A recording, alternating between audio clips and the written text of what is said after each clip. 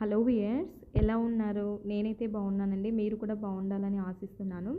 ధనవంతులు అవ్వాలని ప్రతి ఒక్కరికి కోరిక ఉంటుంది. కానీ ఇది అందరికీ సాధ్యం కాదు. మరి కొంతమందికే సాధ్యమవుతుంది. మరి ఆ సాధ్యమైన వాళ్ళు ఎలాంటి టిప్స్ ఫాలో అయ్యారు? వాళ్ళ సీక్రెట్ టిప్స్ ఏంటి? మరి వాళ్ళు ఎలా ఫాలో అయ్యి ధనవంతులు అవుతున్నారు?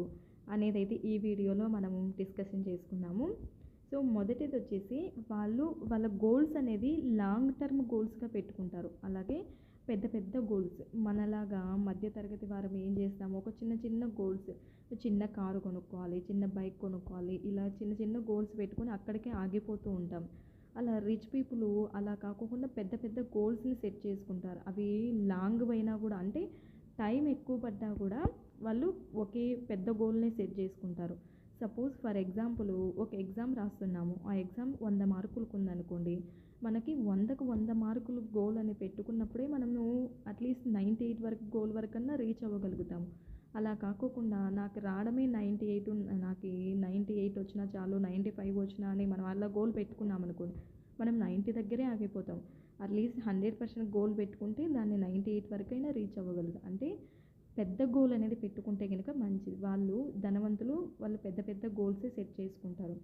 అలాగే రెండవదొచ్చేసి వాళ్ళు వాళ్ళ దగ్గర ఉన్న డబ్బుని, అంటే వచ్చే ఇన్‌కమ్‌లో 50% ఆల్మోస్ట్ అమౌంట్‌ని పెట్టుబడి పెట్టడానికి ట్రై చేస్తారు.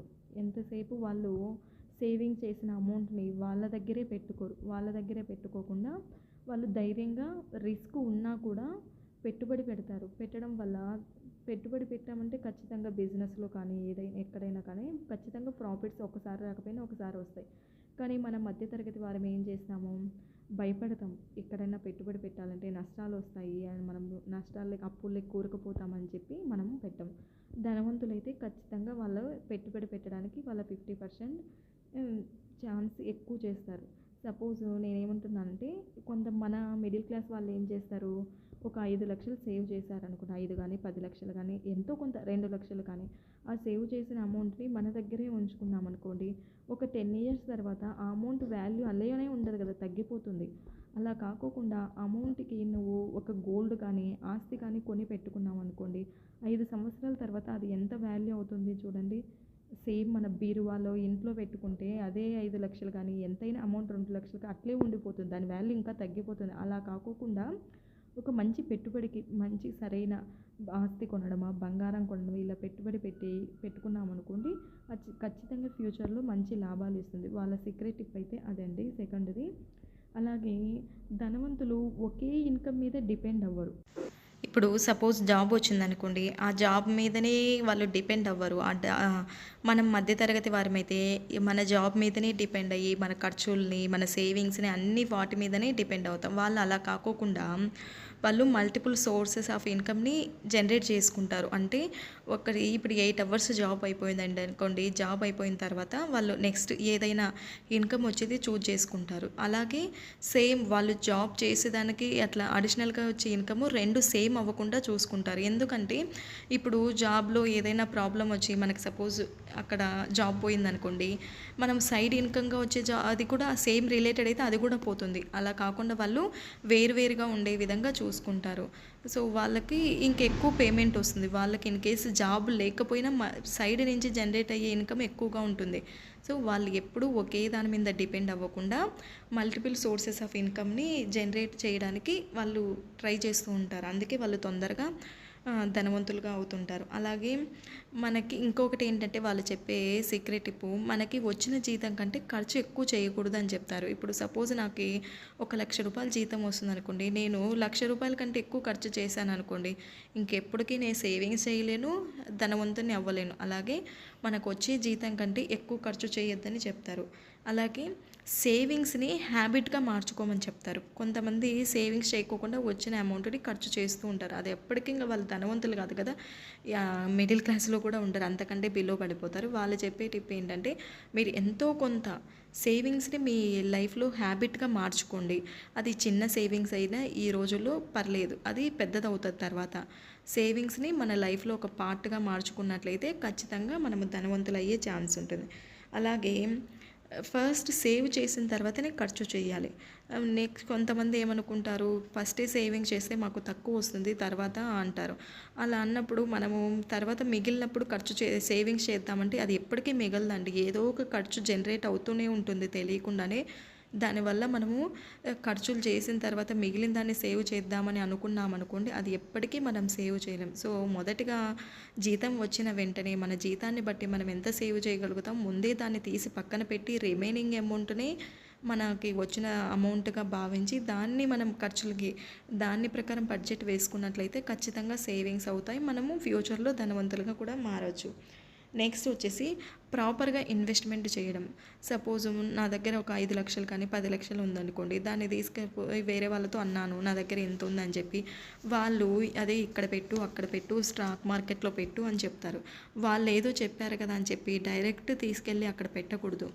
మనకి తెలిసిన చోట, మనకి నాలెడ్జ్ ఉన్న చోట, మనకి సపోజ్ నాకు ఏదైనా ఒక టెక్నాలజీ మీద ఐడియా ఉందనుకోండి, దాని గురించి నాకు తెలియకపోతే తెలుసుకొని, ఇంకా వేరే వాళ్ళని అడిగి తెలుసుకొని ఒక మంచి ఐడియా తీసుకొని, అంటే దాన్ని బట్టి అక్కడ ఇన్వెస్ట్ చేస్తే బెటరు. అలా కాకోకుండా వేరే వాళ్ళు చెప్పారని చెప్పి వాళ్ళు ఇలా చెప్తే డబల్ అవుతుంది త్రిబుల్ అవుతుంది అని చెప్తే అదైతే నమ్మకూడదని చెప్తారు. సో మనకి తెలిసి ఉన్న నాలెడ్జ్తోనే దాన్ని ఇంకా పూర్తిగా తెలియకపోతే తెలుసుకొని ఇన్వెస్ట్ చేయమని చెప్తారు. అలాగే మనకి ఇంకొక పాయింట్ వచ్చేసి ఉన్న దానికి నాలెడ్జ్ పెంచుకోవడానికి వాళ్ళు ఇన్వెస్ట్ చేస్తారు.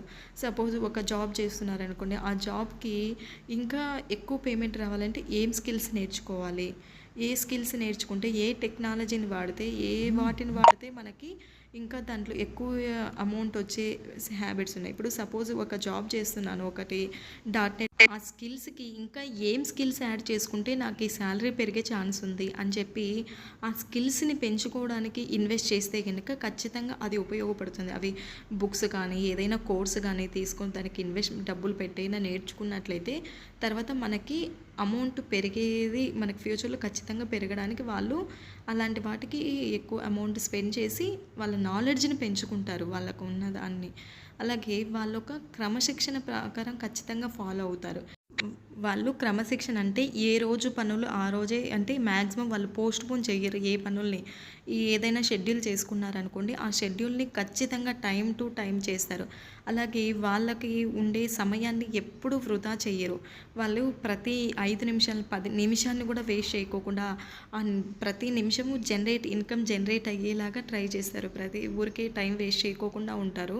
మనం కొంత అమౌంట్ సేవ్ చేస్తే ఎంత హ్యాపీగా సంతోషంగా ఫీల్ అవుతామో, వాళ్ళకి కొంచెం టైం దొరికిందంటే వాళ్ళు అంత హ్యాపీగా ఫీల్ అవుతారు. ఎందుకంటే వాళ్ళకి కాలం విలువ తెలుసు. వాళ్ళు కాలం విలువ తెలియడం వల్ల వాళ్ళు ఎప్పుడు కూడా టైంని వేస్ట్ చేయకోకుండా ప్రతి నిమిషము ఏదో ఒకటి కొత్తగా స్కిల్స్ నేర్చుకోవడానికి కానీ, లేకపోతే ఇంకా నేను ఎక్కువ సంపాదించాలంటే ఎక్కువగా ఎక్కడ పెట్టుబడి పెట్టాలి, లేక ఏ పెట్టుబడి పెడితే మంచిగా లాభాలు వస్తాయి అనే దాటి మీదనే వాళ్ళ ఆలోచనలు కానీ ఏవైనా ఉంటాయి. వాళ్ళు ఎక్కువగా టైం అయితే వేస్ట్ చేయకూడదు. ధనవంతులు అవ్వాలన్నప్పుడు టైం వేస్ట్ చేయకూడదు అంటారు. అలాగే మన చుట్టుపక్కల అంటే మన ఫ్రెండ్స్ కూడా అంటే పెద్ద పెద్ద గోల్స్ ఉండి వాళ్ళు టార్గెట్ని రీచ్ అయ్యే వాళ్ళతోనే ఫ్రెండ్షిప్ చేయమంటారు. అలా కాకుండా కొంతమంది ఉంటారు, ఏం చేస్తున్నాంలే ఏం చేద్దానంటే నెగిటివ్గా లాగేస్తుంటారు చూడు, అలాంటి వాళ్ళతో ఫ్రెండ్షిప్ చేయొద్దని వీళ్ళు చెప్తారు. అంటే ఎందుకంటే అలాంటి వాళ్ళతో ఫ్రెండ్షిప్ చేస్తే మనకు కూడా అది తగ్గిపోతుంది. మనకు కూడా మన టార్గెట్ని రీచ్ అవ్వాలనే కాన్ఫిడెన్స్ అక్కడ తగ్గిపోతుంది. మన చుట్టుపక్కల ఉన్న వాళ్ళు పాజిటివ్గా స్పోర్టినియస్గా ఉంటేనే మనం కూడా మన గోల్స్ని తొందరగా రీచ్ అవ్వగలుగుతామని అలాంటి వాళ్ళతో ఎక్కువ స్నేహం చేయమని ధనవంతులు అయితే చెప్తారండి. సో ధనవంతులుగా మారాలంటే మనం ఖచ్చితంగా ఈ టిప్స్ పాటించినట్లయితే ఖచ్చితంగా మనము ఒక స్టేజ్కి అయితే కంపల్సరీ వెళ్తాము. ధనవంతులైతే మనకి చెప్పే మెయిన్ టిప్స్ అయితే ఇవండి. అలాగే వాళ్ళు ఏదైనా పెట్టుబడి పెట్టాలన్నా ఎక్కడైనా ఆర్థికవేత్తలు ఉంటారు కదా, ఎవరైతే వీటి గురించి తెలిసిన వాళ్ళు ఉంటారో వాళ్ళతో ఏమైనా సజెషన్స్ తీసుకొని వాళ్ళు ఇన్వెస్ట్ చేయడం కానీ అలా చేస్తుంటారు. వాళ్ళ ఓన్ వేస్తో పాటు అలాంటి వాళ్ళ సజెషన్ తీసుకొని కూడా ఇన్వెస్ట్మెంట్ ఎక్కడైనా పెడుతూ ఉంటారు. మనం చెప్పుకున్న పాయింట్స్ని ఒకసారి అయితే రిమెంబర్ చేసుకుందామండి. ఫస్ట్ది వచ్చేసి ఇన్వెస్ట్మెంట్, పెట్టుబడి అయితే వాళ్ళు ఖచ్చితంగా పెట్టుబడి పెడతారు. రెండవది వచ్చేసి వాళ్ళ గోల్స్ అనేది రిచ్ గోల్స్ లాగా ఉంటాయి. ఏదో చిన్న చిన్న గోల్స్ లాగా పెద్ద గోల్ని సెట్ చేసుకుంటారు. అవి లాంగ్ టైం పట్టా కూడా పెద్ద గోల్స్. అలాగే ఓన్లీ ప్యాసివ్ ఇన్కమ్ అంటే ఓన్లీ శాలరీ మీదనే కాకుండా అదర్గా వచ్చే ఇన్కమ్ మీద కూడా వాళ్ళు ఖచ్చితంగా 2-3 ఇన్కమ్ సోర్సుల మీద డిపెండ్ అయి ఉంటారు.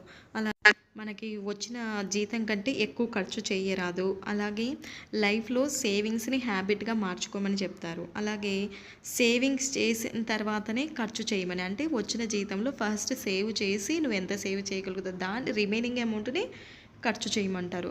నెక్స్ట్ పాయింట్ వచ్చేసి ప్రాపర్‌గా ఇన్వెస్ట్‌మెంట్. మనకైతే తెలిసిన చోట ఎవరో చెప్పారని చెప్పి వాళ్ళ ఫాలో అవ్వకోకుండా మనకు తెలిసిన చోట ఎక్కడ మంచి అనేది అక్కడ తెలుసుకొని వాళ్ళు ఇన్వెస్ట్‌మెంట్ చేయమంటారు. అలాగే వచ్చేసి మన స్కిల్స్‌ని పెంచుకోమని చెప్తారు. మనం చేసే జాబ్‌లో కానీ ఎక్కడైనా ఎలాంటి స్కిల్స్ పెంచుకుంటే ఇంకా మనకి ఇన్‌కమ్ ఎక్కువ జనరేట్ అవుతాదనే దాని గురించి దానికి ఇన్వెస్ట్‌మెంట్ పెట్టినా మనము స్కిల్స్ నేర్చుకోమని పెంచుకోదు. అలాగే ఒక క్రమశిక్షణ ప్రకారం అంటే ఏవి పోస్ట్‌పోన్ చేయకోకుండా చేసినట్లయితే ఖచ్చితంగా మనము ఈ టిప్స్ గనుక పాటించినట్లయితే ఖచ్చితంగా లైఫ్‌లో అనేది మంచి పొజిషన్‌లో సక్సెస్ అవుతాం. ధనవంతులు ఇవే టిప్స్ ఫాలో అవుతారు. అందుకే వాళ్ళు ధనవంతులుగా ఉంటున్నారు. మనం ఇవి పాటించట్లేదు కాబట్టి సరిగ్గా మనము ఈ కిందనే ఉండిపోతున్న కింది స్థాయిలోనే. మీకు ఈ టిప్స్ ఎలా అనిపించాయో నాకు కామెంట్ రూపంలో తెలియజేయండి. అలాగే వీడియోని లైక్ చేయడం మాత్రం మర్చిపోవద్దు.